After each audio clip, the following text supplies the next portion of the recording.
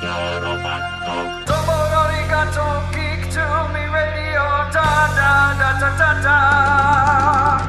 Domo arigato, geek to me radio, da da da da da da.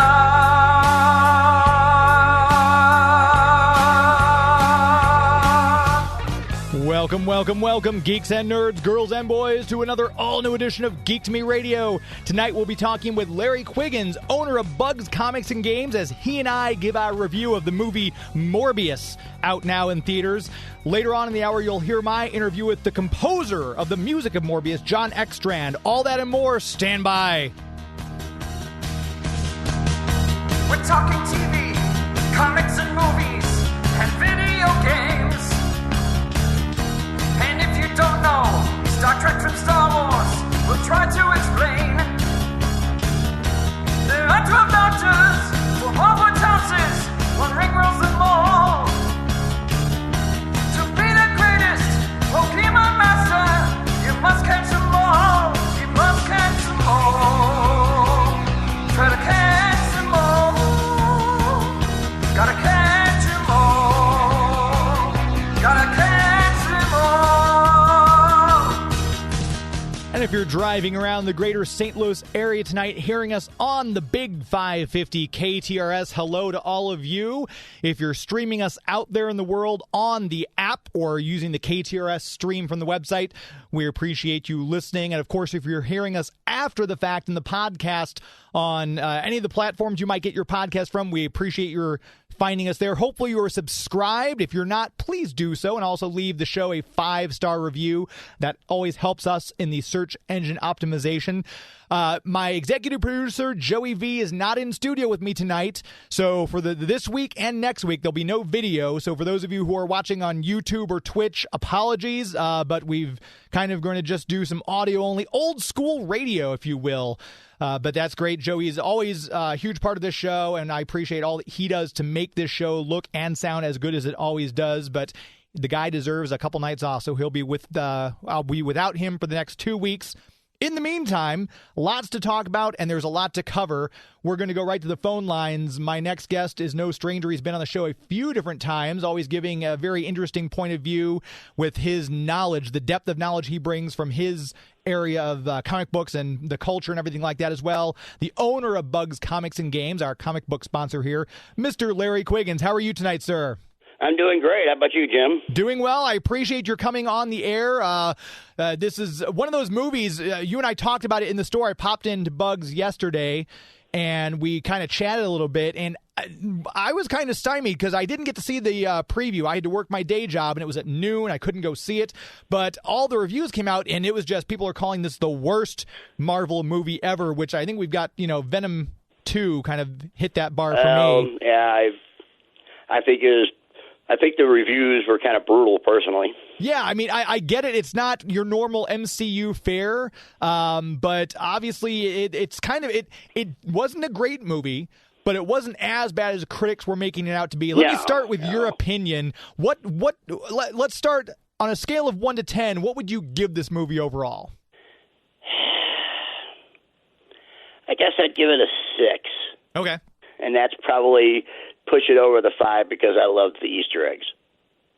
Right. The Easter eggs got me excited. Yeah, and there were some great moments, and I think when it was done right, I wonder if part of the problem with this movie, and for those of you who are listening right now, Morbius is a character that was first introduced by Gil Kane and Roy Thomas in Amazing Spider-Man number 101. So the character is over 40 years old in the comic book canon. It's not an A-list level character, or it's probably B or C-lister, I think, overall, right in there with like Man-Thing and other characters like that. But it's got a following. People know of it, especially if you're in the comic book genre. He is basically a living vampire, kind of an anti-hero, less so than like a Punisher type. Well, the story, I read it when it came out. I was, 11 years old when it came out, such like that. But really, the story of the industry is that was right after the time that the Comics Code relaxed a lot of restrictions. Because up to that point, you couldn't say vampire or zombie, or werewolf. You couldn't have those things. But then they relaxed it finally after Stan kind of broke the code with the Spider-Man drug story. And then the code really relaxed. So then they said, well, it's okay if you have classic-like monsters like that, blah, blah, blah. You know, kind of the universal monsters in a sense, because if you look at what Marvel did, they unleashed, you know, Frankenstein monster, Werewolf by Night, Tomb of Dracula, The Living Mummy. So they hit on the universal. But Roy, the story I remember reading a long time ago, was still a little kind of wary of coming out with an all straight out vampire, and he came up with this concept of the scientific vampire, you know, the living vampire. Yeah, and I always thought the character was cool. I always loved the character, and I even enjoyed his short-lived series back in the 70s that was in Adventures to Fear. And he even got a series in the 90s, right around the Midnight Suns time, for those of you who are comic collectors. Yeah, he was a big character in the Midnight Sun line. Which I think it'd be great. I know it's a Sony property, so I doubt we're going to see him pop up in the proper MCU, especially with the Easter egg spoilers at the end, in my opinion.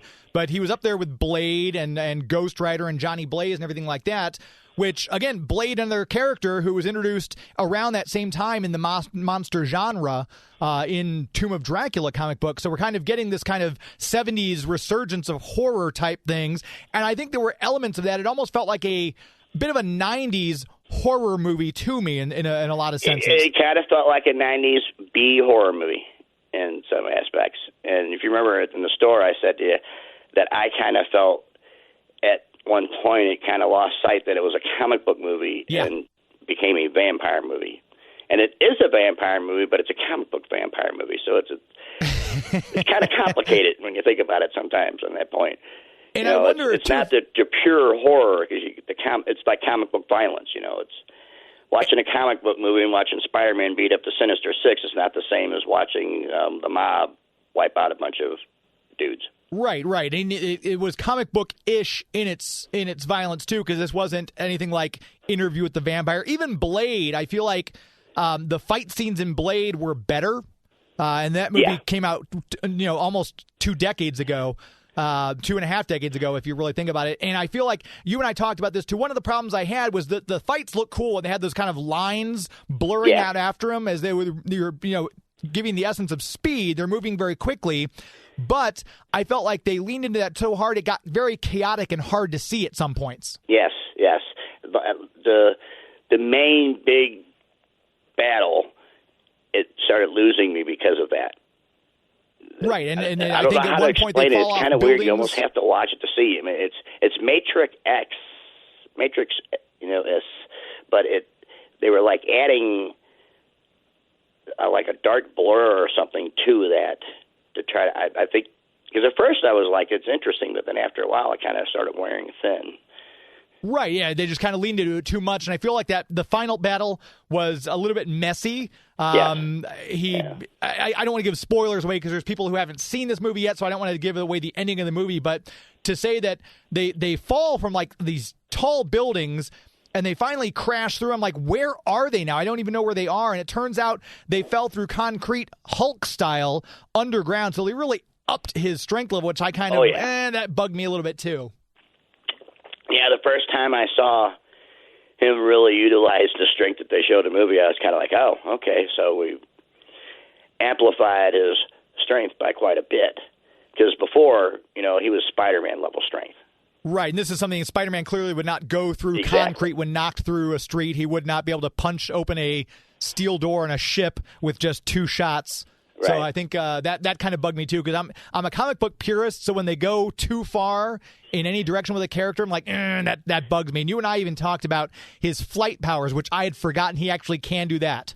Well, in the beginning, his flight was really, they explained it by he would glide on the wind. So he didn't really have flight, but he's not the first character who started out where they could glide, and it kind of morphed into flight over the years. Spider-Woman, when she started, she only glided on the wind, but now she flies full out. And so there's other characters that has happened with.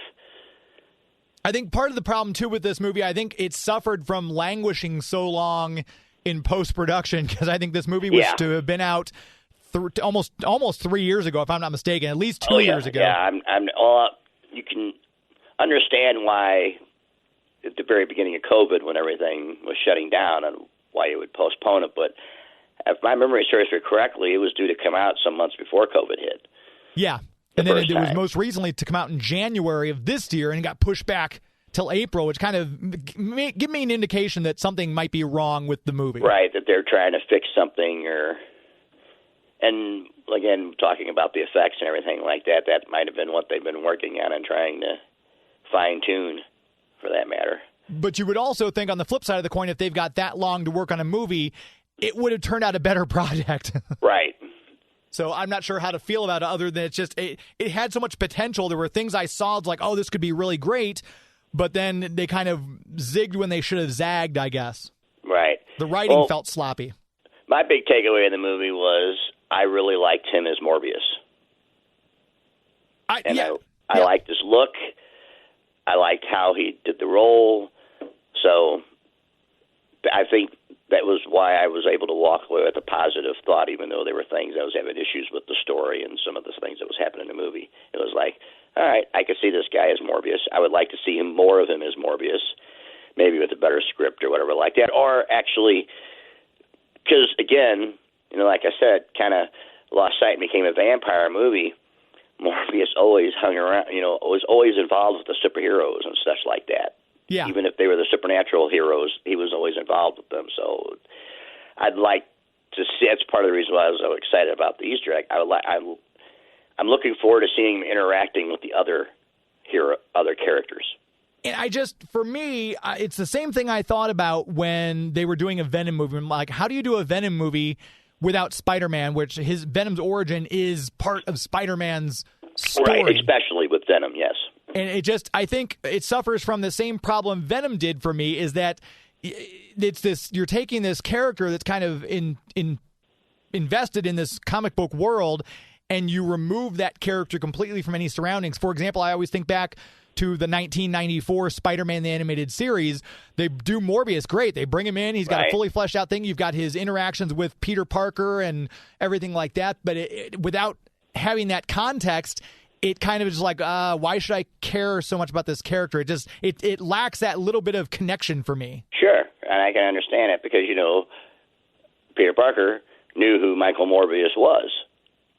He's a famous scientist.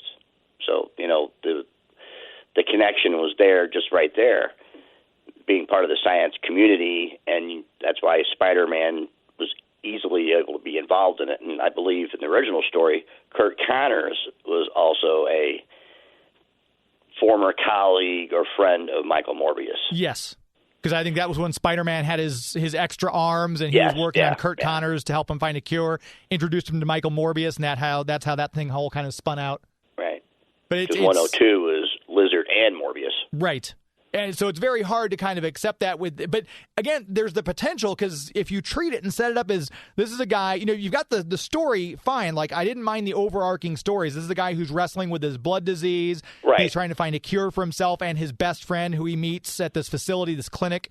And then he ends up experimenting with vampire bats. All that you can actually do sans comic book. It's fine. Right. Because it's pretty close to what happened in the origin of the comic.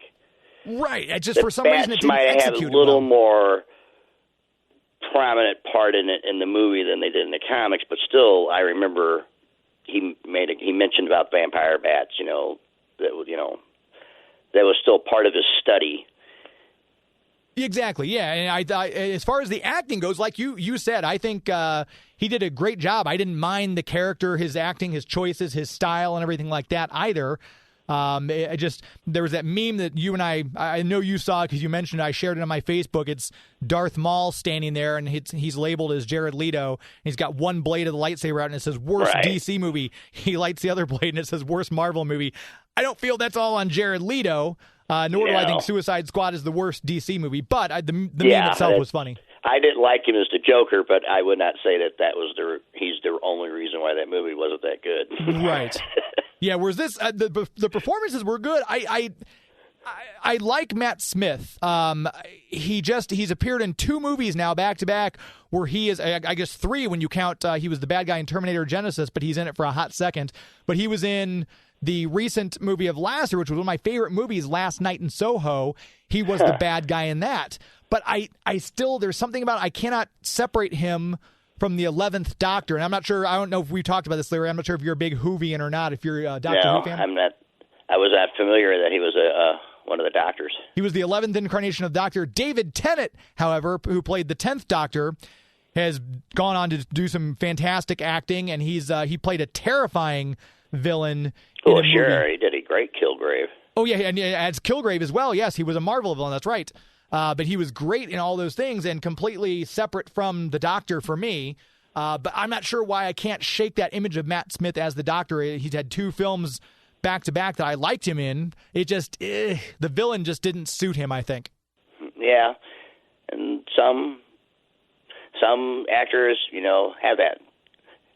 Some that always play villains try to play a hero, and then it doesn't come off as well. It just sometimes that's just their and if you're just tuning in, persona, I guess I could say. Right. No, that's a great point. And if you're just tuning in, we're talking with Larry Quiggins. If you ever think about it, you ever see John Wayne really play a bad guy? Now that I'm thinking about it, you think that would work? Yeah, that's true. I don't think I ever have. Yeah. We're talking with Larry Quiggins of Bugs Comics and Games. I would like to point out that I don't think I said to you that I thought about was I did like the nod to original Bram Stoker Dracula. Sure. With being on the boat, because at first I was like, that's like, because if you know the novel of Dracula, when the ship arrives in England, everybody on the boat was killed, and they don't know how everybody was killed. And you kind of had that nod to that scene with the fact that he did his experiments on the boat and everything that happened on the boat. I remember watching the 1993 Dracula with Gary Oldman, and the ship's name was Demeter. I'm not sure if that was the same as in the novel or not. Maybe. I can't remember. To tell you the truth, I can't remember. We are talking about Morbius, the review of that movie that's out in theaters right now. We're talking with Larry Quiggins, the owner of Bugs Comics and Games. We're going to take a really quick commercial break. We're going to come right back and wrap up our review after this, so please stand by. Hello, everyone. This is Paul Souls, voice of Spider-Man, and Ermy, the Misfit Elf, wanted to be a dentist on Rudolph the Red-Nosed Reindeer. Coming to you on Geek to Me Radio. Hope you enjoy. Talk with you soon. Here comes the Spider-Man. Welcome back to the show. Geek to Me Radio, heard here every night on the Big 550. We're talking with Larry Quiggins, the owner of Bugs Comics and Games on Bryan Road in O'Fallon, Missouri. You know Bugs as one of the sponsors of the show, our official comic book sponsor. If you're looking for a place to go get your comic books, maybe you've seen Morbius. I know a lot of people right after No Way Home were like, oh my gosh, Spider-Man, and they want to go out. That was for me, that was the Batman 1989 movie. I'm like, oh, I want to go get Batman comics. And that's a big emphasis for a lot of people to go out and start getting comic books. And I'm always so... It's fun to see the kids come in with their dads or moms or whoever's bringing them into the store, and they're like, hey, I'm looking for this comic, and for Larry to kind of say, well, what kind of comic you're looking for, and kind of lead them through their choices. And I know with the prices of everything going up, with inflation happening and gas prices, if you're looking to save some money, make sure you join the Avengers Club at Bugs Comics and Games. That way you can start saving money on your hobby, on your comic books, on your back issues, on your supplies, and all sorts of good stuff like that. I know you had a lot of people come back, Larry, who were in the Avengers Club when you had your old store. Have you had a lot of new members come on? Is it still a lot of returning customers? I'd say at this point, we're coming into our 5th month, and we've got 40 new members on the club. Nice. So. And make sure you always give the Facebook page a like, too. Bugs Comics and Games. Find them on Facebook. Also, obviously, the website. You might be listening to this right now and you're not anywhere near the St. Louis area. They've got back issues. They've got variants that are sometimes hard to find if you don't want to go on eBay or try to deal with the hassle of that. Go right to the website, bugscomicsandgames.com. You can check out their variants, their back issues, and they'll ship them right to you. And if you are in the greater St. Louis area and you've not been to a comic book store lately, can't recommend it highly enough. bugscomicsandgames.com to get the address and all that information right there in O'Fallon. Very proud to have them as the official comic book sponsor of the show. And now he's reviewing Morbius with me out in theaters right now. I thought the Michael Keaton cameo, and again, for those of you like me, if you're waiting at the end, you're like, how many post-credit scenes are there? Because I'm not sure I should stick around. Can I go now? There are only the 2 post-credit scenes. They happen very quickly, almost back-to-back after the midway part through the credits. I wasn't impressed. That was probably the least impressed I was of any mid-credit scene, post-credit scene of any Marvel movie since we've been doing this. So why do you say that? I'm curious. It was a different post-credit scene than it teased in the previews that we got 2 years ago or whatever. It was a completely different scene, which I know they brought him in and reshot that because they wanted to tie it in more with the Spider-Man No Way Home thing.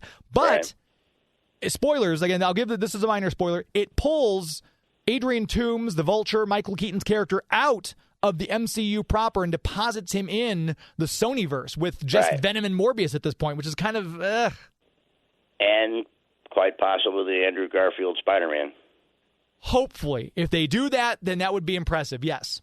That's kind of what and it's kind of funny for me to say that because you know how I feel about the two Garfield Spider-Man movies, but I think, and even with me, the last movie, he really saved a lot of impression, you know, brought a new impression and kind of made us realize that, and I've said it before to students in the past, you know, writing and directing does make a big difference. You know, we don't know how he was directed and blah, blah, blah, because, you know, my issue with his Spider-Man movies was I didn't think a lot of the Peter Parker was in character. It was the character of Peter Parker. You know? Right. Made him too much of a punk. And, you know, Peter Parker is anything but a punk. You know, the opening scene when he's on the skateboard and I'm watching him skate down the street, I was like, well, Peter Parker in the comics would have broke his neck by this point. Right. But to tell you the truth, I was really looking forward because, you know, they were talking the whole thing with Tom Holland about him showing up, being in Venom 3 and bringing, you know, Spider-Man into the Sony-verse as well, his Spider-Man. Now I wonder with the success of the last movie and with the wide acceptance of Andrew, he might get the nod. And I don't think it would bother me if that happened. I agree. I think for me, I've always said Andrew Garfield to me was more like Peter Parker because that was during the he reminded me more of the Ultimate Spider-Man type. Yes, but I liked the science aspect. Like one of the things I hated about the Tobey Maguire movies was the organic web fluid. I liked that they showed Peter Parker's scientific mind. He built the web shooters from scratch, and they never until honestly Spider-Man No Way Home, they never really demonstrated Tobey Maguire's Peter Parker's scientific ability other than saying, oh yeah, he's great. Right. Other than that, that's it. Right. Well, in the first movie they did, but it kind of went away from it after the first movie. Well, I take that back. Remember, he was kind of apprenticing under Doc Ock in the second movie. Yeah, but I mean, I know it we just didn't lacked, get to see him really lacked the do nerdiness anything for per me. se. I know what you're saying. Yeah. Though one of the big things that I always bring up about Spider-Man, we're digressing into Spider-Man here, but the fact that he created those web shooters and the web fluid at age 15 shows the genius level Peter Parker is. Yes. And it's a very important part of the character. I agree. And so yes, that was probably the one disappointing thing for me of the Tobey Maguire movies, that it was organic. But again, that's when I first tried to accept it's the movie universe. I can't let that ruin a movie or ruin anything, it for you. You got to be able to get past it, which I'm really trying hard right now with Moon Knight. I see. I haven't started that one yet, but that's another one of those came out in the the 70s with the horror genre. You had Moon Knight, Werewolf by Night, Morbius, and all that stuff. So it's that glorious. You almost want, and they're supposed to do a werewolf movie or a series. That would tie in perfectly. Yeah, so I could see that. And if they can bring I don't know. Well, and that's where we kind of get back to Morbius, and it's like, we got these in the Sony universe, but we've seen melding before of the two universes, so. Yeah, and that wouldn't be the worst thing if somehow they found a way to bring Morbius over into the Moon Knight series, or if he pops up in a future Blade movie now that we have Mahershala Ali attached, which I cannot wait. I can't wait for that. To see that. That's going to be absolutely incredible. Once again, the movie Morbius, you can see it out now in theaters, starring Jared Leto, Matt Smith, Jared Harris. A great cast. Jared Harris, I think, was probably my favorite performance of the bunch. He just had a great gravitas to him. So you're sticking with about, you said, wavering between a 5 and a 6 for your review credit, right? Right. So, like I said, I think a lot of the main reviews we're hearing are pretty brutal. Yeah. Calling it the worst movie. Well, you want to say the worst Marvel movie? It was the second Ghost Rider. That's the only one. I was in the middle of the movie. I looked at my buddy and said, "Do you want to go?" Yeah, some of the pre-MCU ones, we always forget about those. In the days before Kevin Feige took over and launched Iron Man with Jon Favreau. But yeah, some of them. I'm right there with you though. I give it a 5, a very solid 5. It wasn't bad. It did not at any point wow me. But for those of you who are listening right now, stick around because we're about to play my interview with the composer, Jon Eckstrand. He's got some great stuff to say about his work on the film and working with director Daniel Espinosa. Larry Quiggins, Bugs Comics and Games. Once again, if you're listening, the website bugscomicsandgames.com. Please give their Facebook page a like. Facebook.com. Find Bugs Comics and Games there. Larry, always a pleasure to have you on. Thanks for your time this evening. Thank you for having me, bud. Anytime. Talk to you soon. You have a good one. Bye-bye. You too. There he goes, Larry Quiggins of Bugs Comics and Games. Truly an outstanding guy, and make sure you go over and check out his store over there in O'Fallon. We're going to take another quick commercial break. We're going to come right back talking with composer Jon Eckstrand about making the music, the sound of Morbius. Please stand by. This is John Glenn, and you're listening to Geek to Me Radio. We are back. John Glenn, the only guy to direct 5 different James Bond movies. We've got that interview coming up for you, along with another Bond director, Martin Campbell. A lot of great interviews coming down the pipe. I'm going to have to start putting out an online show again very soon to keep up with all these interviews we've got coming down. So make sure you are following me on Twitter and Instagram at Geek to Me Radio, Facebook.com/Geek to Me Radio, so you don't miss an episode. And please subscribe to our YouTube channel. Just go to YouTube, find Geek to Me Radio there, subscribe there. We're also on Twitch.tv. Just look for Geek to Me Radio and give us a subscription there as well, and that way you'll keep up and be notified whenever we do a new show. This segment brought to you by our official movie sponsor, Marcus Theaters. If you're going to go see Morbius, make sure you do it in the best possible surroundings. MarcusTheaters.com is the website. Find the location of the Marcus Theaters or Movie Tavern closest to you. And you can get your tickets right there in line, check out movie reviews and more. Great movies that are out right now in theaters. You should go see them. It's a great time to go see movies, especially, I know sometimes in the spring we have some rain. If you're looking for something to do on a rainy day, obviously a movie is a great choice. You can go sit there with your big bucket of popcorn. I just got done seeing Morbius at the Chesterfield location for Ronnie's, and it's a great time. The staff is like super friendly. It's a great time to go see movies anytime, but always at Marcus Theaters especially. Check them out. The website, once again, marcustheaters.com. Find them there, the location of the Marcus or Movie Tavern location closest to you for the best movie-going experience in the galaxy, Marcus Theaters. Very proud to have them as our official movie sponsor here on Geek to Me Radio. With that, we have my interview with Jon Eckstrand, the composer from the movie Morbius, right now. Right now we're talking to sound editor, composer. He does it all, and right now he's doing it for Morbius out in theaters as of this very moment. You can get out and get your tickets to see it. The man behind the music, Jon Eckstrand, how are you? I'm really, really good. Thank you for asking. How are you? I'm doing well. I appreciate your time today. These Marvel movies, be they the Sony projects or part of the Marvel Cinematic Universe, always just seem to draw crowds in. And obviously the music on these, it's such an iconic sound that is given to these projects. Talk a little bit about, if you would, when you first knew you were doing the music for this project, what were your initial thoughts? Oh, shit. was my initial thought. It was, oh, shit. My God, this is huge.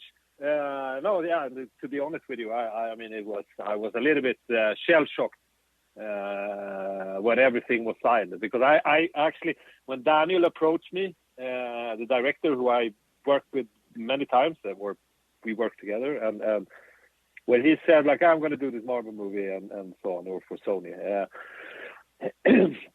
and I thought they will never, ever go with me for a movie like that. That is too big. I've done American movies, and I worked with Daniel, but I thought, this is on the next level. But then, I got it. So, I mean, I literally thought, oh, shit. And you had worked with Daniel before on projects like The Fighter and Outside Love, the Easy Money movies and things like that.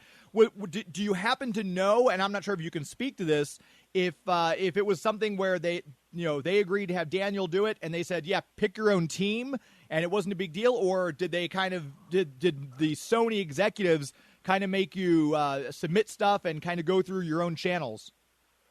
No, I mean, I had meetings because we did live together, and that was Skydance, who was the production company and the studio, and it was just Sony was the distributor. So I had a meeting with Spring on the music department, for film music department, for that project. So they kind of knew me and knew that I did live, and I kind of was up for the job, and they knew that Daniel is working with me, and we always work together. So I think it was of course they requested to hear some stuff, but it was kind of easy going, I would say. It wasn't like I didn't have to pitch in any way. It was just I just had to send them some old music that I've done so they can hear that I could do, big action and so on. And it wasn't mainly for Sony. It was kind of the producers that I haven't worked with. So, okay. So it was more for them. Yeah.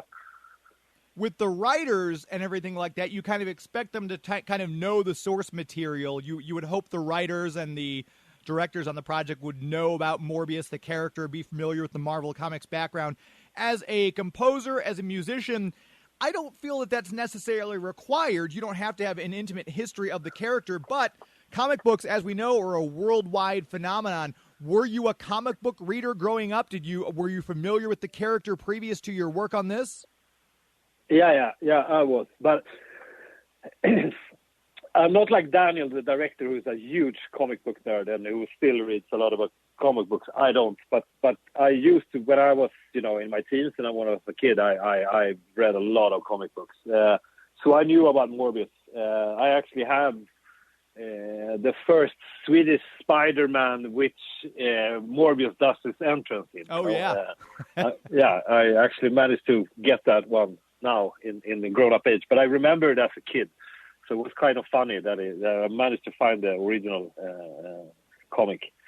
So no, I was very aware of him, and I thought it was pretty cool. Or my first initial reaction was that, like, yeah, cool, I know who he is.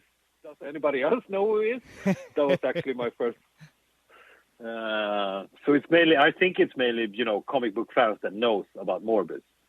Am I right? Yeah, I wouldn't say he's a mainstream character. Obviously, everyone knows Spider-Man, No. Everyone knows Captain America, everyone knows Batman. But yeah, Morbius is a little bit more obscure. Yeah. And you have to kind of be he's familiar. much more...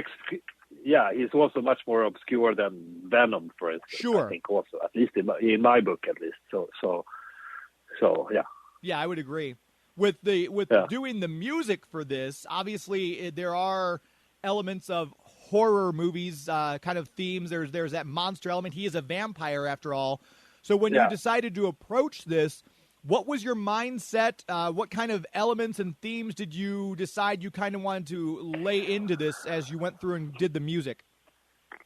No, but I think initially we just wanted to go. We wanted to make him into a monster. I think that was really like one of the main lines that we went for, making him a monster, making him scary, not play, go for the horror in the story instead of maybe going a little bit more easy on it, make it dark. I think those was the kind of like keywords what we're trying to hang on throughout the score. With your movie background, did you have were there movie scores or soundtracks when you were going through and kind of coming up that inspired you? Obviously, you're probably watching a movie with a composer's brain as opposed to someone like me watching it with like an actor's brain or just kind of the casual moviegoer. You probably pay more attention, I would think, to the music. What were some of the music scores or songs that kind of inspired you to get into the business? But of course, I grew up during the 80s, and I think, I'm born in 76, so I grew up in the 80s. So I think that a lot of like the aesthetics of those kind of scores that the movies you kind of like when you're a teenager. I love John Carpenter, and I would be lied to if I wasn't say I was I think a lot of my music is inspired by him in a way. You know, I like the repetitiveness of his things and especially his synth scores and so on. I think it's been a huge inspiration. But also, you know, I think for me, I'm coming from an electronic musical background, so a lot of my musical inspiration is also from like the music that I grew up listening to when you were out clubbing and so on, because I was really into electronic music. So it's all those kind of acts that open up my eyes for electronic music when I grew up, like the first album from Prodigy, you know, the early Chemical Brothers stuff, you know, Left Field, all those kind of things, and also the whole like Detroit techno thing is I've always been listening to that and still am. So it's I think a lot of sounds in Morbius has taken a lot of inspiration from like Prodigy and those kind of acts. Was music something that you always knew would be a career for you? Did you kind of fall into it? When do you recall, like when in your youth do you remember like this is what I want to do with my life? No, but music has always been a big part of my life. But the damn sad thing is, damn you parents, but my parents isn't musical at all. I play the clarinet, but my parents doesn't play any instruments. But I managed to play the clarinet when I was really young, and I think I never thought that I could really become a film composer. Because I'm a huge film nerd, so I really wanted to work with films from the get-go. Yeah. So I wanted to be a director from the beginning, I think. Cool. Or a cinematographer. That was the two things. But I've always been doing music on the side and doing like electronic music. And then I started film school after college. And then when I went to film school, where I met Daniel also, I kind of saw the resemblance between sound design and music, because I never thought that I could actually become a composer because I'm not classically trained or anything. And the Swedish film industry is so small, you know, it's a small country with 10 million people. So there are not that many composers in Sweden. So I thought, like, what are my chances to actually make so I kind of fell into doing sound design and being a sound engineer on set. And, one thing led to another, and like a production you worked on needed a little track because they couldn't clear anything, and you maybe had something like that, and you kind of sneaked it into them and said, like, hey, I got this track. And that led to another film, you know, and then suddenly... And then Daniel, that I met on film school, I was working as a sound engineer for him. But when he started hearing my music, and he went on to go to like a bigger film school, the Danish Film School, which is one of the best film schools in the world. He contacted me and said, like, I want you to do my graduation movie. I want you to write the score to it. And that was the first thing that I actually ever did, like a full film. But it was a long, short film. It was like 45 minutes, and it's The Fighter. And did that just kind of... And that one became... Sorry, go ahead. Yeah, and that kind of started off, because that one got really... I mean, the music got a lot of attention and so on, and then I did my first feature, but I was still working as a sound designer. But it wasn't up until we did the movie Easy Money, Snabba Cash, which became a huge success, that I understood that I actually could live as a composer economically, you know. I could pay my rent being a composer, and that was a huge step. Paying the rent is always good. Then I know. It helps things a lot. And you've worked with Daniel, we mentioned earlier on several projects, besides obviously now he's doing Morbius as the director and you're doing the music for it. As you've had this relationship with Daniel and you've kind of worked on several projects, how does that factor in? Does Daniel know what you're going to bring to the table and kind of let you do your thing? Do you guys sit down and have like weekly meetings and collaborate? Well, I'd like this. I'd like to see this. I want to see this. How does your relationship with film work? Like, what's the process for the two of you? No, but the process is very, in a way, it's very special because we know each other so well. You know, we've been friends for 25 years, so it is. And the problem is also he lives 2 blocks away from my studio, so I can never escape from it. Also, no, and but usually it is. It's a very it's a lot of dialogue in between us, what we want to do and what we're thinking of, and now it's not just me saying this, but I know that Daniel always says it. That, you know, he makes like a project every 3rd year. I make 3 projects a year, maybe, or more. So I always get some new inspiration for every time we work together. And I know he's really happy about that. And so I think we're always trying to do a little bit something new every time we do and challenge ourselves. Like let's do something we've never done together before, which is great. Definitely. That always kind of raises the bar. Yeah. Yeah, exactly. No, but I usually hate him for a couple of weeks also when he tries to challenge me. You know, it's tough love. No.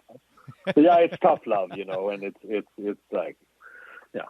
But for instance, I mean, when we did Easy Money, Slava Cash, he came to me and said, like, I know you hate guitars, acoustic guitars. I did back then also. I'm not anymore, but I was a little bit more fascist when it comes to certain types of instruments. Okay. Back then. But he said to me, like, I know you don't like guitars. This is going to be a guitar rhythm score. And he's like, yeah, that's how it is. That's how we're going to do it. And yeah, that's what we ended up doing. But I hated him there for a couple of weeks. You can't have a good friendship without a falling out occasionally. As long as you can move past it, that's no, important but thing. totally, and you know, and also you can't have a good relationship with a friend if it's not a love and hate relationship that you can actually exactly. You know. Yeah, for laymen like me who doesn't understand all the intricacies, on your IMDb page, you're listed as sometimes you're the person who does the original score, sometimes you're the composer, and then, like for Morbius, it's music by Jon Eckstrand. For someone like me, could you explain in simple terms what the difference is between original score and music by? No, I can't. Okay. I didn't know it was a difference. I mean, I think it's for people's egos. Okay. I don't know why it's different, but I think it's for people's egos. Of course, I'm a composer, but, you know, I write everything. If I would written everything on paper, I might be saying that I composed and conducted or whatever. But I don't. You know, I play everything I recorded in the computer. Of course, I recorded later on with the orchestra and so on.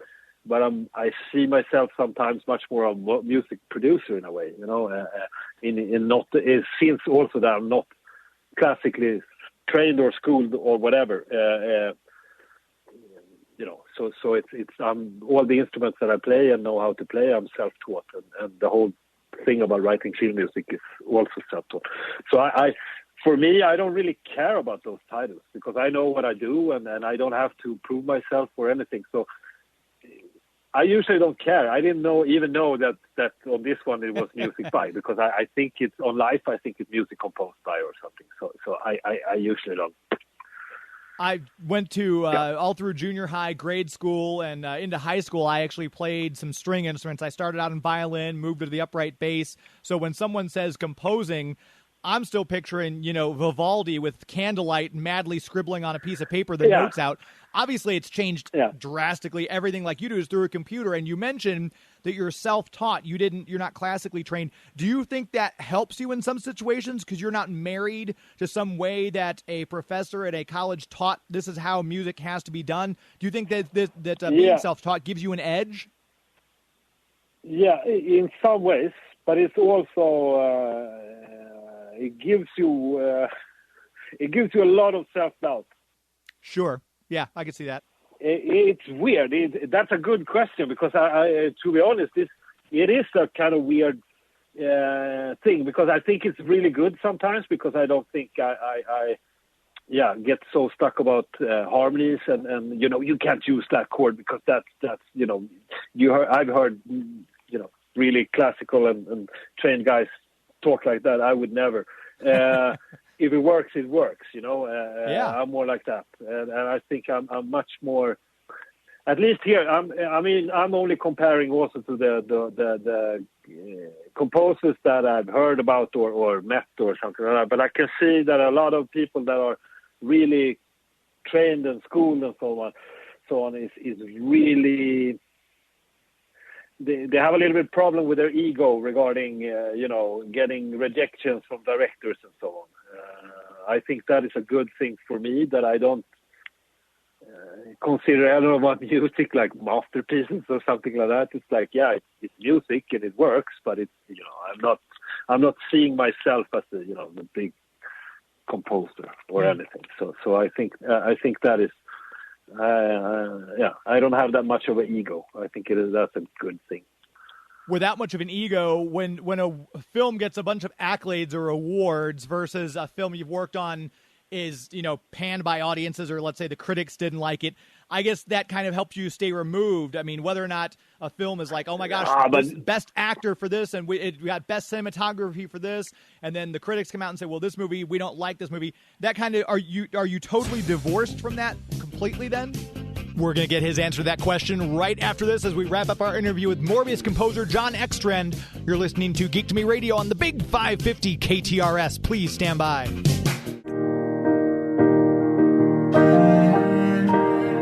Hi, this is Chris Sullivan, and you're listening to Geek to Me Radio. We're back. The show would not be on the air, you would not be listening to me right now without the support of our premier sponsor, the Greater St. Charles Convention and Visitors Bureau. Of course, the website you know them from, discoverstcharles.com. That's discoverstcharles.com. A great place to visit. What a beautiful day it was here in the Greater St. Louis, St. Charles area today. Gorgeous temperatures, just the right amount of breeze. Hopefully you got out and enjoyed it.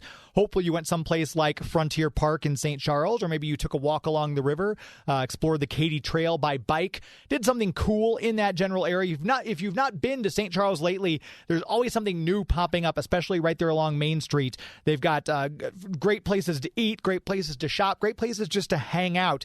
Get an ice cream at Kilwin's, grab a glass of wine or someplace like that along the way. It's Salt and Smoke, get a cocktail, hang out, enjoy the day, explore Frontier Park, and just have a good time. St. Charles is a great place to visit, whether you're here locally or from out of town. Maybe you want to explore someplace new. Maybe you're thinking about planning a summer trip. Check out the website, discoverstcharles.com, so you can plan that trip, find a place to stay, find some things to do. No matter what your attitude, no matter what your mood, no matter what you might be up for, St. Charles will have something to fit the bill. Once again, that website, discoverstcharles.com. That's discoverstcharles.com. As we always say, it's an historically good time. As we wrap up our interview with composer Jon Eckstrand doing the music for Morbius, before we took that last break, I asked him, as Larry and I were talking about in the first segment, about the reviews being not the greatest for this movie, and I asked him if that helps him, if that kind of motivates him, if he can divorce himself from those bad reviews. No, and I think everybody who says that, they're lying, because I think everybody gets a little bit hurt when they read bad stuff, because you put so much work into a movie, even if it's a bad movie. I don't want to do a bad score for a bad movie. And it's so much work behind a movie for everybody. So it's funny, because I think if you look upon it, I mean, how many composers get to work on really, really good movies? It's not that many. So I think it's a fantastic luck when you get to work on a really good movie, and so, and it's fantastic when you get good reviews, and of course you can shake it off when the movie gets bad reviews. But for instance, like Morbius, of course it hurts when you see that people are hating on everything, and it's kind of everybody's jumping on the hate train also, and I think I see where they're coming from, and I see why they're doing it also, because it's the internet thing to do. Yeah. But I think I would say definitely. Of course, it touches you if somebody, brings on the hate on a movie that you worked on. I would be lying if I said I didn't feel that. And of course you can deal with it better or worse with some projects, but yeah, you always feel a little bit. Because it's like doing a movie is also it's but it's in a way you get so attached to so many things in the work you do. So it's and this is not about ego, but it's instead of like, okay, but now it's a finished product. I put out so much work to actually do this as good as I possibly could. Yeah. And then when people are hating on the stuff that is not maybe that important, I can feel like, okay. Yeah, and that's the problem with the internet is everybody has an opinion, and it's some people are just jumping on. It's like, oh yeah, you didn't like that? No, I don't like that either. Then, so it's just kind of snowballs. Exactly. Yeah, and they would never dare it to say it face to face to anybody. They would, sure. I love no. So it is. And I think, but you know what? I think those kind of things, it also humbles you in a way that is pretty good to keep the ego in check also, because it's I think it's good to hear. No, but I think it's good because then you get a little bit more humbled regarding other projects, how you look on other projects when you don't like a movie. It's like you're not starting to bash on it maybe. It's like, oh, it wasn't that good, but they probably didn't have that much to work with. They were probably, you see those kind of things. It's not easy of doing movies, that's for sure, So I think that's, yeah. But you've worked on other projects, too. I want to mention Child 44, produced by Ridley Scott. You've got a great cast. Yeah. You've got Tom Hardy. You've got Gary Oldman. So the flip side of the coin is when you're brought on for a project and you find out it's got like a certain type of star power or a big producer behind it. As a composer, do you get any nervous, like case of the nerves, like, oh, my gosh, this is being – or are you divorced from that as well? No, of course not. I mean, no. I mean, I'm an emotional guy. I really. No, I have a lot of feelings. My mom used to say that. I have a lot of feelings. But no. Of course, it affects me. And also, the problem is, I'm a movie nerd. So I really. When I did Child 44, I started Googling everybody that I was supposed to work with. And that wasn't a good Google, I got so like humbled and scared and like, oh, am I going to work with these talents, and so that was, and also, Ridley Scott as a producer, it's I think I threw up a little bit in my mouth. Oh my gosh. Just before I was going to meet Ridley Scott of just the nerves, because Blade Runner is probably one of my favorite movies of all time, and has always been. Yeah. So for me that was, and also Alien. It's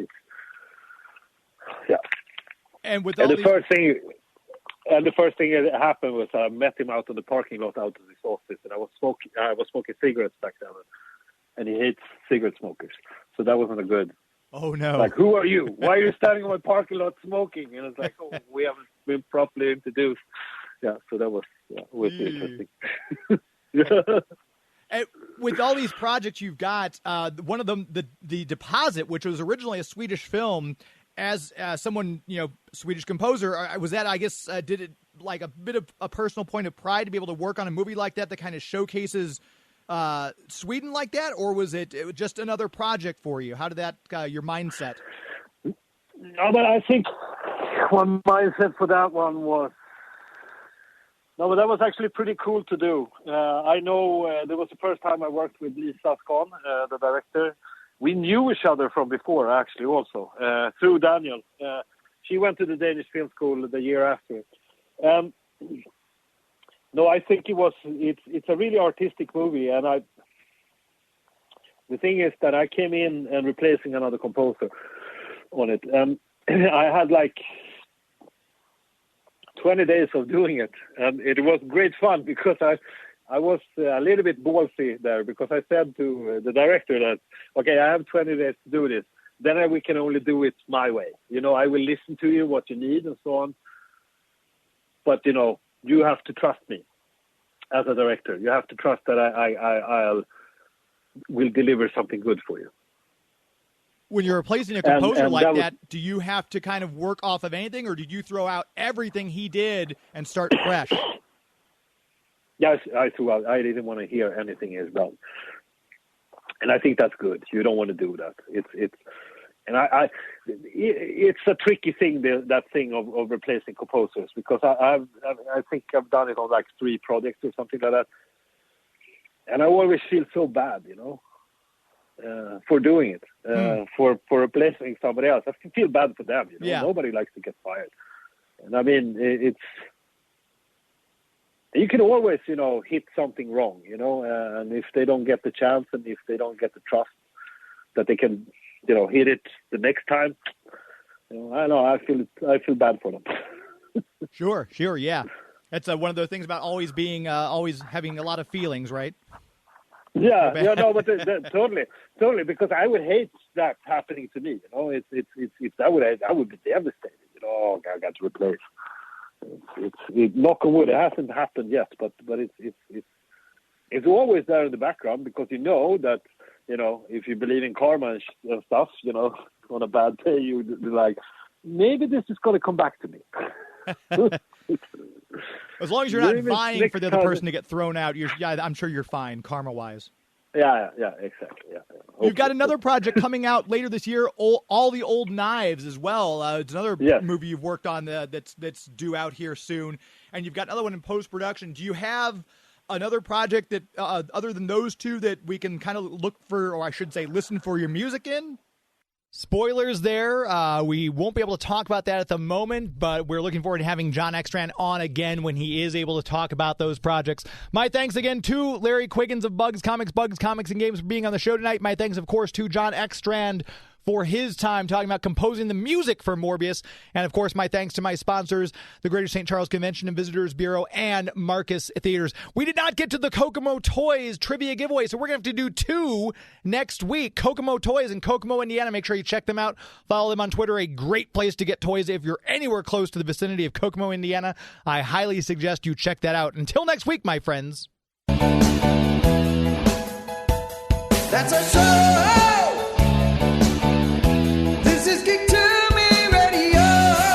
Thank you, Vampire Bats of Costa Rica. Good night.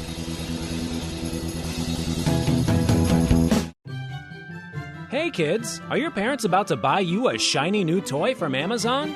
Hi, I'm Chucky. Wanna play?